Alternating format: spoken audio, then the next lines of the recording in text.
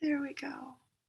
So I was wondering, Angie does this really smart thing where she pulls up the checklist and then goes over them with the people to make sure and that they're in the right spot, and then to see if there's any specific things they want to work on over the next few weeks.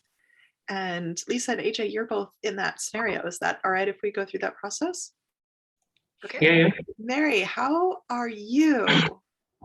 You're not on my list, but that means that somebody else has looked at your assessment if you've taken it already. Yeah, I chatted with Amanda last Okay. week about my.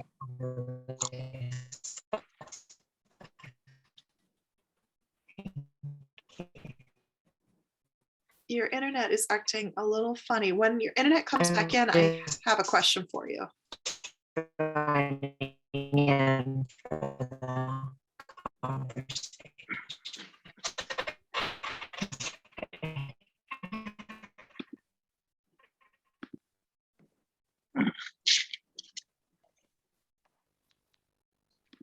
Try no camera. Okay, yeah. Yes. See if that's better. Sorry about Okay. that. No problem. Go ahead. Can you hear me? Yes, I can. I'm gonna try and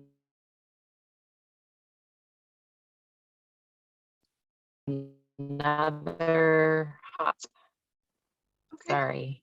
It's okay. Yeah. Can you hear me? Okay, Yeah. great.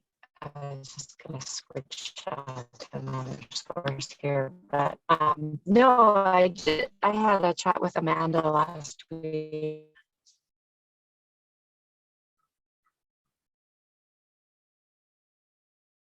All right. Can you hear me and see me? I can hear you and I see your picture. All right, let's see how that works. Okay, good. Bye. Did you want me to check in, or do you want to go ahead and talk to? I'm curious now to hear your comment. Oh, okay. And then I thought we could breeze through the assessments, and then we could come Sure. back and just generally visit. Yeah, that's fine. I just wanted to say hi and just kind of get an update since the last time you and I chatted. I'm writing part-time for Moxie, Nice. and I'm gonna keep going with that until I leave my corporate job on July 1st, because it's falling apart there. So that's a good timing, because I'm doing this sailing race to Hawaii, and in August I'm going to be ready for adding to the mix and having some more either another agency or private clients. So I'm kind of eyeing I think I listened in on one of the calls you were on, Lisa, talking about the financial copywriting, maybe one of these companies. I know that training's coming up. So I'm kind of thinking about adding another agency, maybe ER Golden or Tier 11. I don't know if anybody, if you have any familiarity with those agencies. I want to say Anna Iveson wrote for Tier 11. Okay. Okay. Yeah, I think she did. Reach out to her. Okay. Okay. Yeah. So that's kind of where I'm at. So. Exciting. I'm excited for you. So far, Moxie is good? Yeah, so far. It's just a slow start, and they're giving me some Facebook ads, which I'd never written before. So it's like, but it's good. Good. I'm glad. I read it with my eyes and heard it in my imagination. But you were making a comment on one of your posts about being a certain age. And that idea really stood out for me because I've been doing a lot of research on women entrepreneurs lately. Mm-hmm. And I'm excited about the numbers. And so I'm getting to where I just rattle them off and annoy people. So I won't rattle off all the numbers right now. But it caught me that over a certain age, women are making a certain amount of money. It's far less than the men are making, and they're doing their entrepreneurial journey as their primary gig. So they're doing it on less money with fewer resources, and it's their primary income. And it's just become real important to me as I saw those numbers over the last couple of months, thinking about that it's kind of starting to feel like a mission, guys. It's like I'm feeling it in my bones. But this idea that women are starting their second act. They're going all in on it, and anything that we can do to support women entrepreneurs on that path is really, really important. And so now that that's on my radar, I'm now seeing it everywhere like a red Mustang, you know? Of course. So when you said I'm a certain age and I've got this corporate gig and it's not working for me anymore, and here come the youngins, and I'm like, I resonate with that so very much. Yeah. It's hard to make that shift at any point in your life, but it's even Yep. more, there's more pressure to, oh, just stick with it until retirement. I'm like, no, what is retirement? No, Yeah. no, can't do it. But right, right, right. And giving yourself the confidence and permission to do it, you know, even if Mhm. it's, I mean, I'm okay if it's less money. Because I make too much money for what, you know, it's not worth the money that I'm making for the pain. It's like, okay, I was well paid. I don't have to come up to that same level. It'd be great if I did, but I want Mhm. it to be, yeah, I want it to be my full-time income. Nice. But It's just, if you ask for big numbers and they say yes, I mean, there would be yeah, no harm in taking them. I don't want you to close it. I don't want there to be any right, belief that says I'm taking less money because I'm on my own. That we're going to cancel any of right, that. right. Okay. There's that. And a lot of Okay. undercharge and all that mindset stuff. Yeah, Yeah. trash. Yeah. Yeah. All So I right. feel like, am I being too conservative by wanting to just work with agencies, you know, in the meantime? Or is that just kind of the way for me to get started because I don't know what else to do? It's like, okay, let me do that first and have some baseline, and then I'll start to specialize and get my own clients. And I have seen lots of people leverage their Moxie and experience into hmm, bigger gigs. So I wouldn't let that bother you. okay, Enjoy it for now. Let them teach you everything. They'll have you learning so fast, and then you'll have all those tools whenever you're ready to go. great. That's helpful to hear. Thank you. Yeah. And I know a bunch of copywriters who do both, right? They started with agencies, they've now got a thriving, freelance business as well, but they're still using agency work to fill in or give them that steady stuff and everything. And the agency pays a little less than the direct freelance client, but you're not marketing for them. And so, they just say, here's some work, you want to do it? And you're like, yeah. Yes, here you go. Done. Yeah. Yeah, yeah. Right now, I feel like it's a really nice way to be paid for training. I get paid to Yeah. be trained. I don't get paid very much, but it's like, hey, I'm getting a lot out of it. So, I always loved being paid on the clients, paid to train on the client's time. That was for me. hmm, yeah, thanks. That's helpful. You're welcome. All right, I'm going to share my screen so we can look at this checklist together.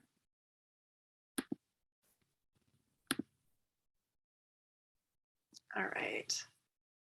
So AJ, you wrote on your thing stalking the craft, which is listed as phase 1, but you actually probably meant proving the model, or maybe I'm remembering it wrong. No, I just glanced at it, but this is more where you're at, right?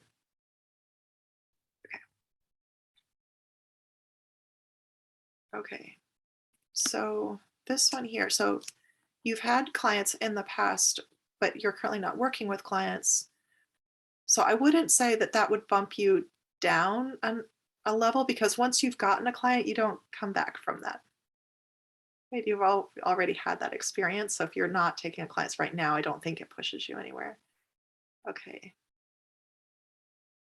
Any of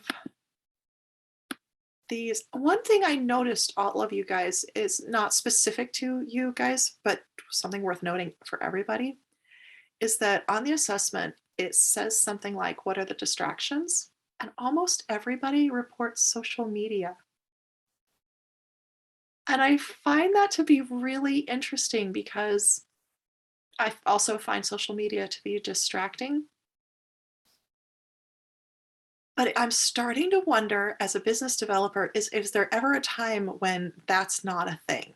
When your distraction is more like, okay, so like the agency thing.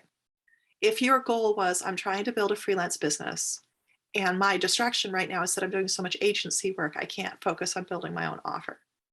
See how that's different from today? I spent too much time on YouTube. So I don't know if that points to anything or not yet, but I'm just seeing that happen a lot in the assessments. And the other thing that's related to that I noticed in general over the last few months was people saying, there's a question that says something like, what should I stop doing and what should I start doing?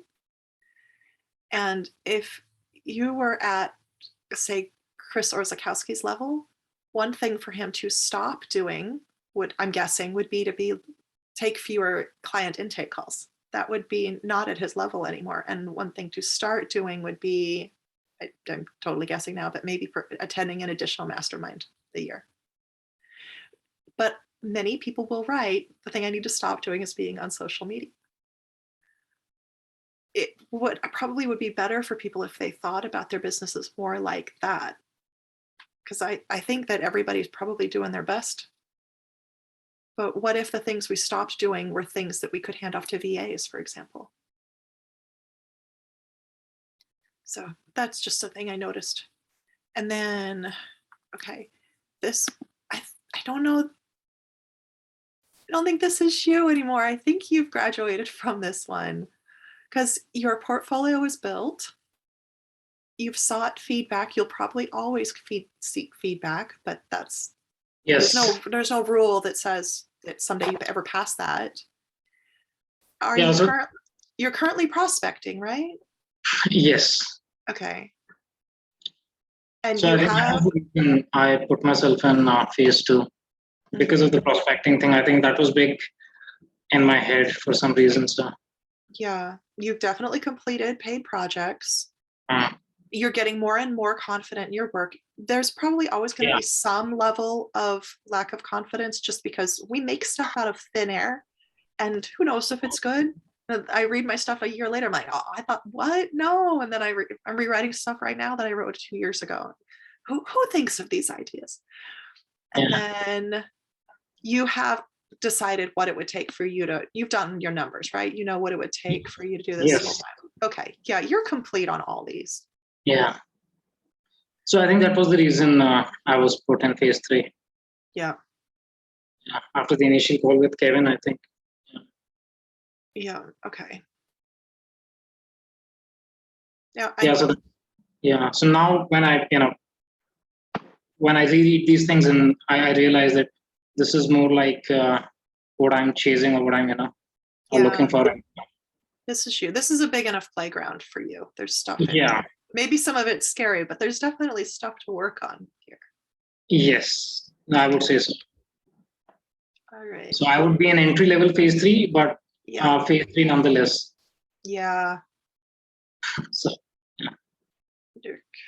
and you and Kevin had talked a little bit about this one here about identifying your bat signal, but you decided to pause on that for now, right?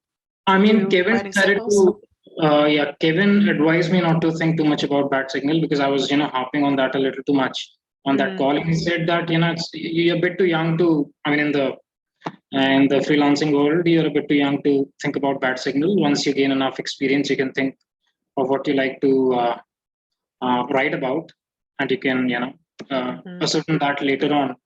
So right now, all you have to do is just try to write every day, get your samples weighted, critiqued, and that is it. So writing every day would be a big enough challenge for you to, So that puts you right here. Because the more you write samples and things, the more you'll discover that you gravitate towards certain topics or products. Yes. And that certain projects appeal to you more than others. So it's like a way to tiptoe into the bat signal. Yeah, so maybe that was the reason he advised me to write every day, or write as much as possible. Yeah. Okay, great. Then we don't have to change anything for you. That's all set. And Lisa, you're just about to graduate from here, right? Yeah, I mean, I think it depends on how you look at it between the copy stuff and the coaching stuff, right? So I think, copy, I've graduated from here. Coaching, I'm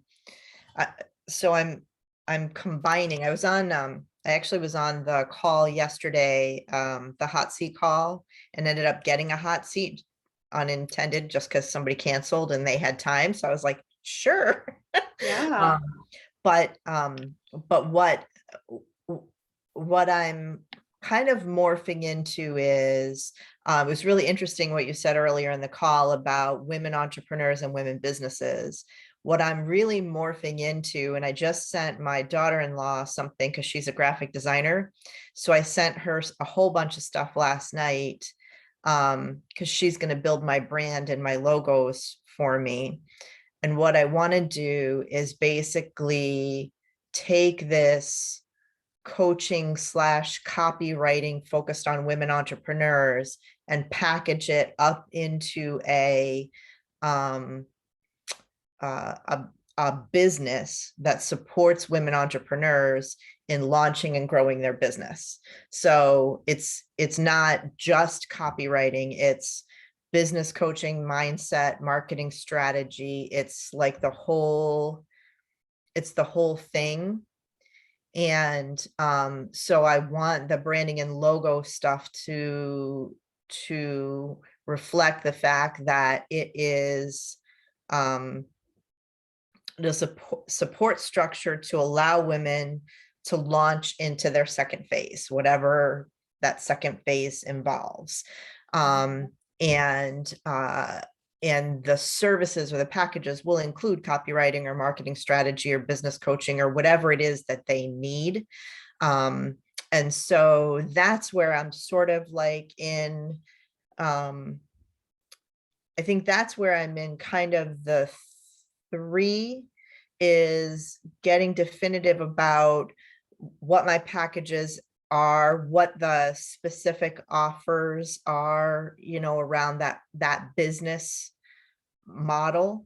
But if I were to just say, yeah, I can do copywriting for you, then I'm past this. So I don't know how to describe it, but I'm in this area, like 3-4 kind of thing. I've got some, I just saw the admit participants, so I'm going to grab that real fast. Okay, she should be all set now. It's an interesting way to think about it because this was built with copywriters in mind, but now that you're describing using it for coaching, it makes perfect sense. Right. It is a very similar kind of thought process. And you have to create packaging and messaging and project kind of things around coaching because you're doing a transformation in coaching, just like you're doing a transformation in copy, right? In that way. So I thought it applied fairly well. In fact, go ahead. Sorry. Go ahead. Oh, I was just going to say, do you want to roll out an MVP or are you rolling out a suite of packages at the same time? So I am rolling out a suite of packages, but I do have like a year-long package that kind of takes them from soup to nuts. I haven't proven that anybody is going to be willing to sign up for that from the beginning. Right. So what I'm trying to do is offer those steps to people and then see what the, where I get them. And what I talked yesterday to the team about was I was on another mastermind with another group of entrepreneurs, women and men entrepreneurs. And what a lot of them did was they used speaking to develop their network and find their clients.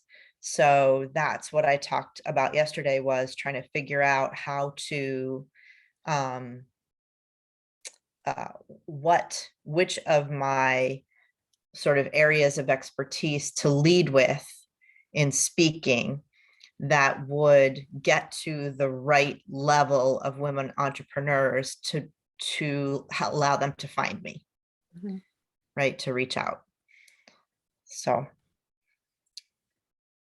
that's where I am. Remind me again of what you did in corporate. It was you flew around the world. I remember that. And it was some sort of corporate development, but it had a specific angle to it. So I actually was leadership, right? Well, I was a global service and support manager for Kodak's consumer businesses. So we had call centers all over the world.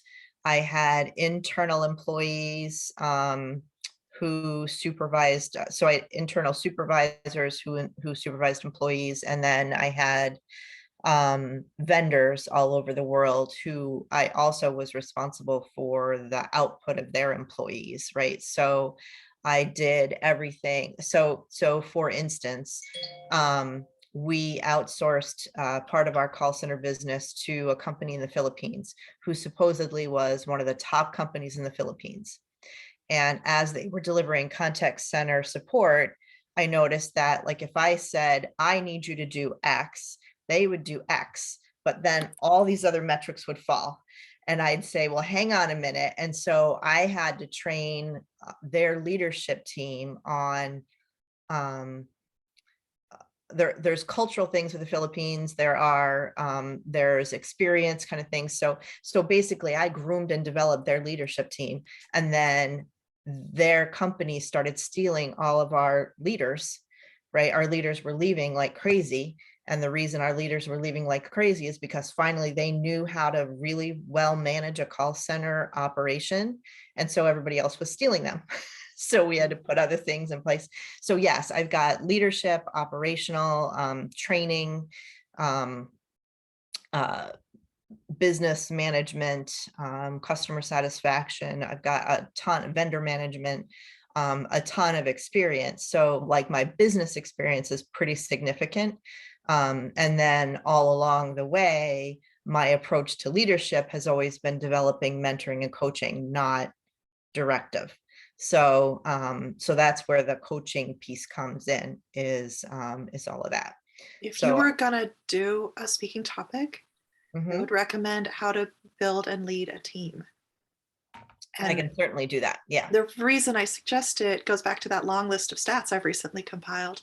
And they say that women are later than men at building out their first teams because they've got this, I can do it myself. Now, between us, of course I can do it better myself. But at some point, you're going to have to teach somebody else to do it because you can't be everywhere at once. I have a coaching client who I have been talking to about getting a VA for at least 6 months. And she says, but it would be more work for me to tell her what to do. I can't use a VA. What would I have her do? I can't trust that she's going to. And I'm like, you need one. You have to have one.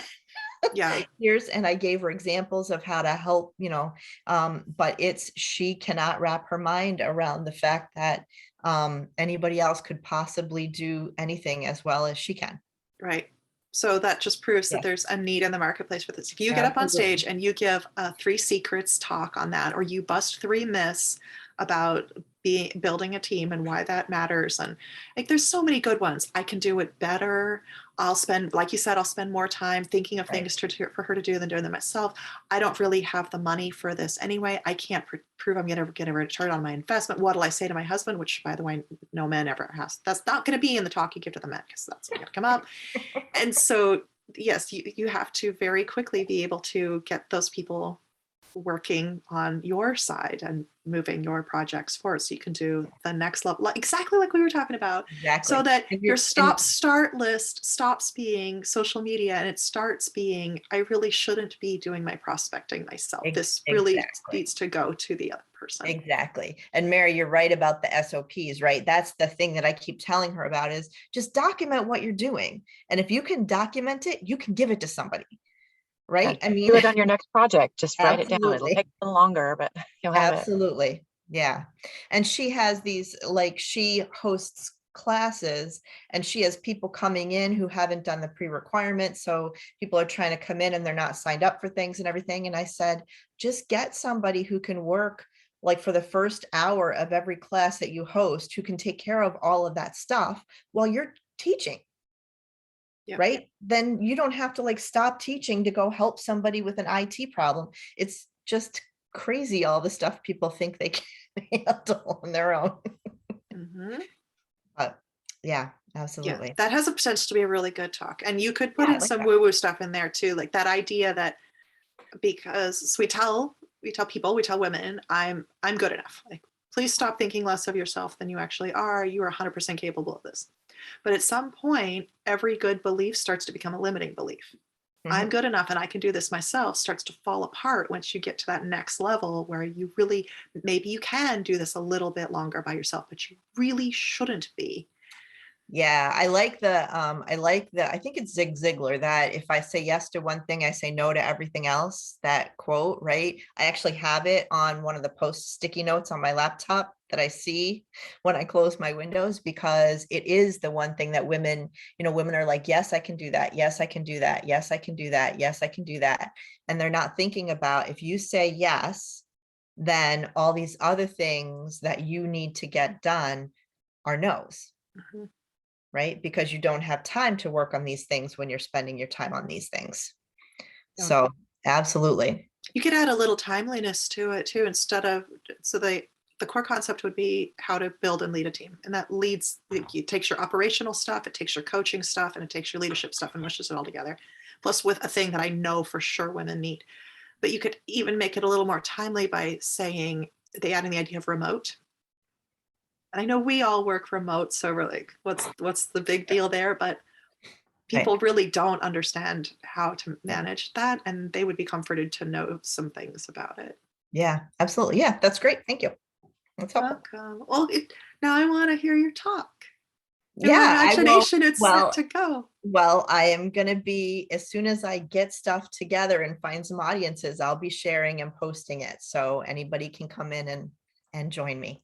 Great. Because that will help me. Then you can, if you know anybody who might need these services, you can say, hey. Yeah.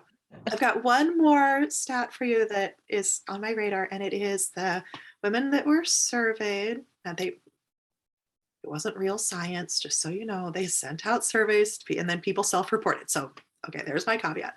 But the women who were surveyed, went out to a couple thousand of them, said, almost 60% of them said, what's the one place you'd like to put your money and resources?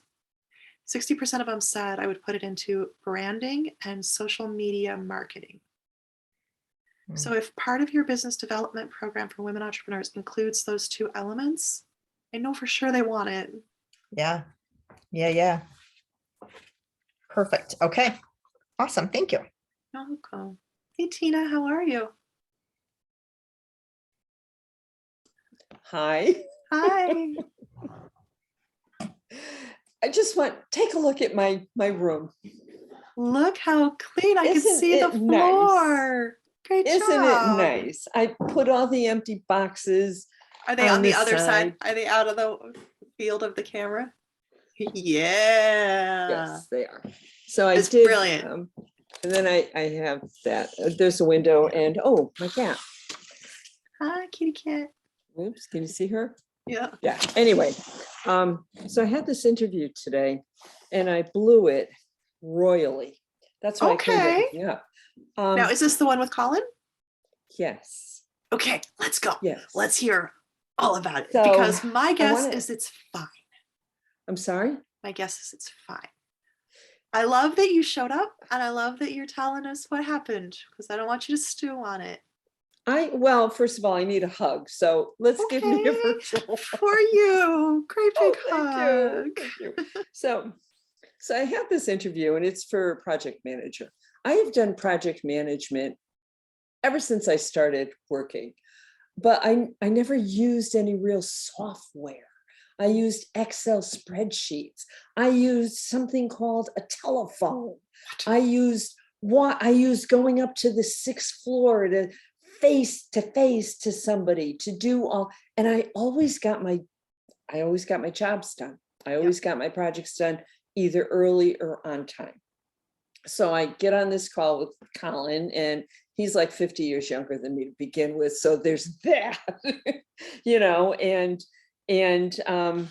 but still, I sent my resume, and he sent it up to the hiring manager and sent it back to him to interview me. So my resume is good. My background is good. My experience is good. I've got a wide range of experience, and I'm a subject expert in a lot of things, not because I'm so great, but because I failed so many times. A good non-smoker is a person who has failed quitting smoking so many times that they know what not to do. That's me. So I get on this call with him and I'm nervous because I'm nervous. And he starts asking me these questions and I'm sitting there going, bah, bah, bah. He's asking me about, well, tell me what you did. And I told him, and he's like, well, what software management systems or packages did you use? And I'm like, I didn't, huh? I didn't, huh? And it just kept going downhill from there. And I was losing my street cred because I wasn't, and I'm thinking, and he's saying, well, and I said, look, when I was doing all of this in detail, we weren't using any software management systems or yeah. And he's like, well, they've been around since the 60s. And I'm thinking to myself, screw you, but I'm not doing that. I'm just smiling and I'm saying, I wasn't able to use any of them. And I did, I did what I did. So then it just got worse from there. And I wasn't giving him the right answers. So like within 20 minutes, I guess, he said, well, I've asked you all of the questions that I can ask you. Is there anything you want to know? So I said to him, I asked him about one of the questions on the, so one of the questions, or one of the bullets, was evaluating and building out a company-wide project management system. So I said to him, can you be more specific about that? And then he started talking to me about, well, have you ever used Asana? And I'm like, no. Have you ever used such and such? And I'm like, no. And he's, well, what did you use? And I said, I use spreadsheets, and all of that. So that didn't go over so well. And then he said something, and I said, you know what? I said, this isn't working. I said, I basically told him we weren't a good fit. I said, this isn't working. I don't have the answers that you're looking for. I do have the experience and I've done all of these things, but I don't have what you're looking for. And then he said, yeah, you're not a good fit. We're not a good fit. And then he said something else. And it was like, and he mentioned Trello. And it's like, oh, I've used that. Yep. I've used it, but I used it as a single use user. I didn't use it as managing projects for, a group or something. And I didn't like it because I kept forgetting to go into Trello to move, the thing. And I wasn't using the right verbiage. The language was like stuck in my throat. I couldn't remember the right words. And I'm thinking, well, of course you can't remember any of this stuff because you haven't talked to anybody, in years. I mean, I'm sitting at my desk, and I'm working and I'm not, I know all this stuff. I know a lot of tech. I don't know everything, but I do know a lot of tech. I can work my way through all of it. And even if I don't know, I know how to use Google. Right. I know how to, and I move through all this stuff, and I'm not afraid to take chances or risks, mostly. But anyway, so we got off the phone. I said, well, thank you. And I get off the phone and I'm thinking, I'm so angry because I went onto Google and I said, software management or project management software. I get this whole slew of stuff. And I'm like, oh, I use that. I use that. Yeah. And I'm like this. And I want to just scream because I don't have, I guess what he was looking for was having someone come in tomorrow and change their system completely in 5 minutes. Yep. And I would have to do it over the weekend, so to speak. So then I jumped on this call, but it's like, how do you get around? I feel like I wasted his time. I cleaned up my writing room, so that was good. I've got all these empty boxes. Now I have to fill them up with stuff and then put that somewhere, maybe into a new place to live, but that's beside the point. But anyway, and I just feel like I blew it because I could do this. And I royally didn't have the attitude, All right, so let's dismantle a few things. So you would have to know first that for sure you want to do a project management role.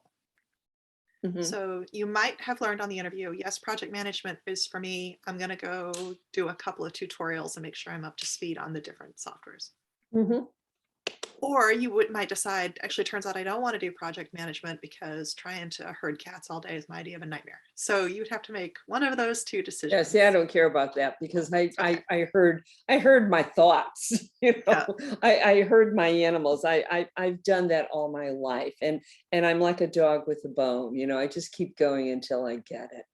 Okay. So if you know for sure a project management role is for you, then you would have to roll back the conversation in your head and say things like, do I want to work with a guy? Do I want to work with a guy who's this age? Do I want to work with a guy who's this age in this industry who has this kind of approach? The way I heard you talk about his comments felt like you were accurately representing what he said. And the things that he said, you're not supposed to say to people. Some things that were Okay. said that were insults to you as a person, not whether or not you were suitable for the role. And people do that. So you kind of have to watch out for that.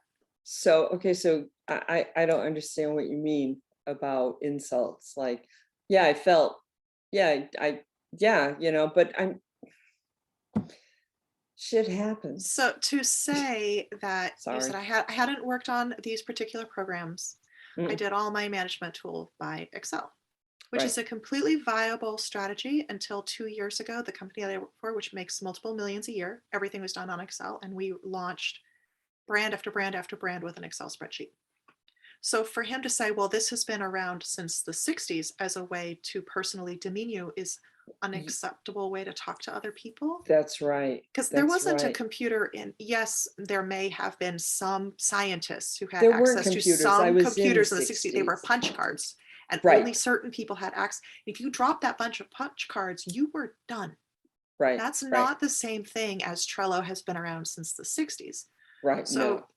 if you felt bad about yourself, it's because of things that were said. That's not you. And then for you to say, I felt bad because I wasted his time. No, I would say that's just straight up not true, because Yeah. you both needed to know if you were a good fit. And he knows going into those calls, one outcome is going to be yes, good fit. Other outcome is going to be no, not good fit. And the only way he finds that out is by spending the time. Okay. Well, that makes me feel a lot better. Okay. I'm feeling Yeah. very protective and mama bear right now. I don't know him, Thank you. and I know you. Also, I know language, and so some of those things that were said were not acceptable. Yeah, and you're right, because I was in high school in the 60s, and my best friend's sister's boyfriend became a huge success at IBM because he was interested in this thing called software, Right. and he was their hugest, biggest, programmer or whatever you want to call them. So like I know all of the language and the terms, but Colin is, and this happens all the time. They spit this stuff out like it's candy that doesn't taste good, and I'm sitting there going, that thing over there, that the menu thing. I build websites. I populate them. I know what all of that is, but the words aren't coming out. And I feel like this ancient has been, and I'm not, I'm not. I know more than a lot, I know a lot more than a lot of people, but I did say to him, I said, look, I've got the experience and the expertise, but you're right. You're right. So if So you what know should I this is the do? role you want, then you need to start looking for, it sounds to me like you're a bit of a kinesthetic learner. You learn by doing. Yes. Okay.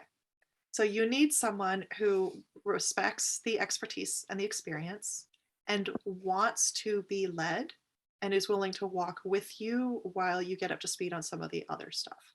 There Yeah. are clients out there who are like that, but the one who believes in that, the go, go, go, it just won't be a good fit. You want to No. learn things deeply and understand the system deeply and do your very best work.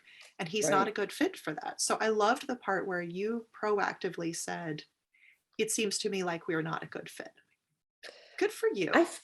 You know what? That's the first time I ever did that, and I felt really good about it. It's Nice. like, we're not a good fit, I mean, I was just there, I was in his face. It was like, I'm being transparent, and I don't use that word. I like words like honesty. Mhm. I mean, that's a good word. Everybody knows what honesty is. Transparent, it could be a lot of things, but it doesn't necessarily mean it's honest. Right. So, I said, I'm being transparent, I'm being honest. I don't have what you're looking for. I have the experience, but I don't have, the software stuff. So what should I do? So thank you. I feel so much better. I'm so glad I got on this call. But now what? I mean, should I send him a note and say, and be nice? I mean, I'm not not nice, I'm really not nice. But should I finish the conversation in my own perfect little way? I would close the loop, but I wouldn't go too deep Okay. into it. I would No, send the no, but email I'm that definitely, says, really yeah, appreciated your time today. And then some other closing sentence, and then that's it. yeah, Because yeah, yeah, you appreciate the opportunity to see what it might be like, because you would have never known otherwise. But it feels like he gave a pretty clear picture of what it's like to work in his company, and it's not a fit for you. yeah. He did. I mean, there's nothing wrong with Colin at all. I was just like, I just felt like, yeah, like I was sidelined, or what is that phrase? I was managed Yeah. too. It's like going in, I don't think he really wanted to interview me. I just have that feeling. So I don't know that because I wasn't Yeah, there. But I I know don't for either. sure that Yeah, almost nobody likes to interview. So it's yeah, that's a good probably an point. accurate sense. You got interviewing people is miserable. Yeah, that's true. That's true. But yeah, I'll close the loop in my own, in my own sweet little way. I'll send him a Google link on software programs. I wouldn't try to prove anything. I would say, I really No. appreciate your time and, best wishes for the future or something. Like Yeah, just yeah, short and yeah, sweet, peace out of yeah. there. But I am gonna say I do have the experience. I'm going to fall back on that because I do. It's true. And You do. yeah, I do. And hurting people, rounding them up. I've done that always. I never had a problem with it. Mhm. So I'll say something nice, Okay. but I will close the loop. And thank you so much. I knew there was something wrong when he said 60s, and I'm thinking, Yeah. It's easy eh, to do. You have to watch out for people who are language people. And I say that as a language person because I know how to twist the words to get yeah. what I want. And you have to be real careful with that. It's a big responsibility. Yeah, yeah. And I can do that, but when we get into some of these technical terms, I'm at a loss because I'm not using them on a regular basis either. So it's like I might use it to myself or I might write about it, but it's like when someone confronts me, I'm like that doohickey, Mhm. rather than just off the top of my head, the hero page or whatever it is we want to call it, or your sales page or something. I'll like, sometimes anyway. Yeah, Thank because you. all I those feel words are really, arbitrary. Yes. oh, Yeah. So this feeds exactly into a conversation that we were having just before you got here oh, about women in business and being over 40 and starting a second or third career and it being their primary income and why the stakes are so high. And you just couldn't have been a better model for exactly what we were talking about. You are absolutely not alone. This is a very normal experience, and I think you handled it very gracefully. So good for you. Well, thank you. Thank you. I'm glad I'm somebody's role model today. I'm certainly not my own, but anyway, I do feel a lot better and a lot clearer on things. And yeah, and there are other jobs out there. Absolutely. Yes. And yeah, there are other places where I would definitely be a better fit. But I'll tell you, the money is great. Yeah. Yeah, the money for that job is like, wow. Nice. So there's that. Anyway, okay, I'm done. But thank you very much. Okay.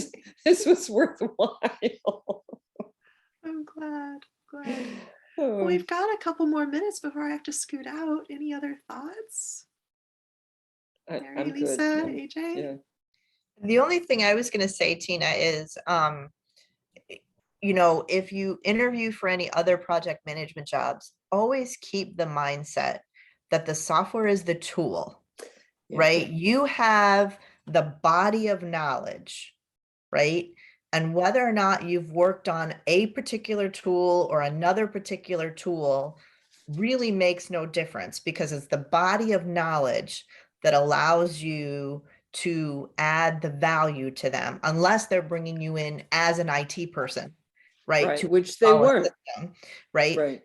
So that is not your what you're bringing is your body of knowledge, right? And an Excel spreadsheet is a tool, Trello is a tool, Yeah. you know, Asana is a tool. They're all Right. tools, but those tools implement that body of knowledge that you have and understand, and you can help them with. Thank you. Thank So you. You just it- wrote my thank you note. Awesome. And if you do want to Thank go you. pick up one tool, I'm Yeah. hearing good things about ClickUp. Click up. Yeah. And maybe they Actually- have some free training or something. And I because if actually you're- love Trello. Yeah. I think it's very easy to use, but It you is. do have to, like, there are due dates, like, so you don't have to remember to move stuff, because you can set due dates that Oh, alert you okay. to things. So there are Yeah. some like little things in there, like extra little features that Right. it has, that I do project management too. So Okay. So then and you should interview for that job, because I don't want it, but there you go. I love project management for my own projects. I just Yeah. don't want to manage anybody else. Yeah, okay. I get it. And I would rather manage somebody else's, because mine are just like, just do it and shut up. That's, you know, it's like when I worked at Sikorsky, so I've worked in really tough places. It was like, I worked at Sikorsky Aircraft. They build the Black Hawk helicopters, etc. And I got there and my friend said to me, keep your mouth shut and your head down and you'll do well. And I'm like, okay. And I did neither. And I still did okay. But I didn't keep my mouth shut, but I did keep my head down. And then I worked at GE, which is the worst place in the world to work, second to only Sikorsky. And during my time there, Jack Welch was the CEO, and he was I was just gonna say, I thought Jack Welch was the best leader, that everybody, you know, everybody wanted to work for him, because he was just an amazing leader of people who built things. I mean, that's the That's talk. the myth, is it? Yes. Yeah. really? What When a man planet do you becomes a live on? legend in his own eyes. Yeah. He created his own legend, and he was a nasty, bald, short man. That's what he was. I could go into, I mean, I didn't know him personally, but I was walking down one of the aisles one day and he was giving me the up and downs. I was in my 30s. I looked great. Of course I did, right? Everybody in their 30s looks great. And he gave me the, you know, the up and down, all that stuff. And I just, you know, I was terrified. I just kept going. But I mean, he was not a nice person. He wasn't a nice person. He annihilated all of his reports, whether they were direct reports or semi-direct reports. If you stood in front of him and you had to give him a see, this is why I'm losing my words now, but you had to give him a report, he would kill you. He would annihilate you. People were terrified of this guy. And he was this short, fat, bald man. That's all he was, you know? And yet he built this myth about himself, but he was lucky. In the 90s, every business was working well. The internet was brand spanking new in the sense that you could really, you know, go to town with it. They were jacking their stock prices up right and left. I mean, you know, a business, we were doing everything, because I worked for one of the general counsels, and we were working, buying and selling companies, and you could put all of your money in another country and it wasn't laundering. I mean, they were doing so many things that I thought were illegal, were totally legal. Of course they were going to make money, you know? And so, I mean, am I going to tell a prospective hiring manager that? No. But I mean, I worked for some really tough places and I was able to move through it. So doing someone's project, I mean, one guy made me cry. He called me a liar. And then an hour later, he found out I didn't lie, you know, because he didn't believe me on the software business. And he tried it and it was like, it didn't work for him either. And he came down and apologized to me. But I was crying after I left his office because he called me a liar. He said, "You're lying." You know, so I mean, those are the kinds of things that can happen in business. Project managing somebody, that's easy. Yeah. That's So like just staying keep, up all night long with a baby. so you Tina, know. just keep all of that experience in your Yeah. mind when you head into those interviews to basically, you got the chops. You've got do. everything you need, right? And just because he's harping on one particular thing that you don't have, Mhm. that it's not a relevant issue, right? The Right. relevant issue is that you have the body of knowledge that you need to do the job. Right, right, And if he is set on you have to have experience in Asana, then it's really not a good fit and there's nothing you can do about that. right. Right. Exactly. And I just felt, and again, my own insecurities. I'm older.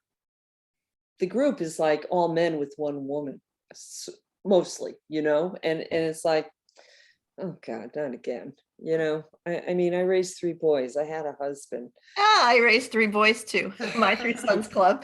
Yeah, exactly. And it's like, I had one of my kids mansplaining me like a month ago, and I'm looking at him and I'm like, who raised you? That's He's my favorite. mansplaining to me. And I'm like, they're born into it. Yeah, Poor it AJ. happens a Poor shocking AJ's had to amount. listen.